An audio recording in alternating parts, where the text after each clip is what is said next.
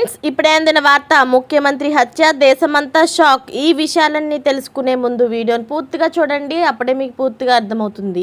అదేవిధంగా చాలామంది సబ్స్క్రైబ్ చేసుకోకుండా వీడియోని చూస్తున్నారు. దయచేసి సబ్స్క్రైబ్ చేసుకోండి. సబ్స్క్రైబ్ చేసుకోవడం వల్ల నేను చేసే ప్రతి వీడియో అప్డేట్ మీకు ముందుగానే నోటిఫికేషన్ రూపంలో వస్తుంది. అదేవిధంగా లైక్ చేయడం మర్చిపోతున్నారు, దయచేసి లైక్ చేయండి. లైక్ చేయడం వల్ల ఇటువంటి ఇంపార్టెంట్ ఇన్ఫర్మేషన్ చాలామందికి రీచ్ చేసిన వాళ్ళు అవుతాం. ఇక లేట్ చేయకుండా వీడియోలోకి వెళ్ళిపోదాం.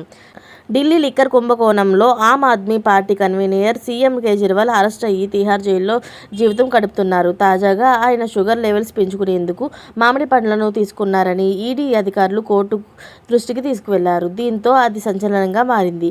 కేజ్రీవాల్ అరెస్టుకు నిరసనగా ఇండియా కూటమి నేతలు రాంచీలో ఉల్గూలన్ న్యాయ్ ర్యాలీ నిర్వహించారు. ఈ సభకు హాజరైన కేజ్రీవాల్ సతీమణి సునీత పలు సంచలన వ్యాఖ్యలు చేశారు. బీజేపీ కక్ష రాజకీయాలు పరాకాష్ఠకు చేరాయని మండిపడ్డారు.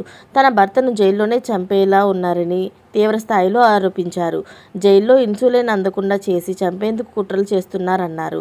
ఆయన్ను లేకుండా చేసేందుకు కేంద్రం ప్రయత్నిస్తుందని, ఇప్పుడు అదును కోసం చూస్తుందని పేర్కొన్నారు. బీజేపీ నేతృత్వానికి వ్యతిరేకంగా ఇండియా కూటమి పోరాటం సాగిస్తుందని అన్నారు.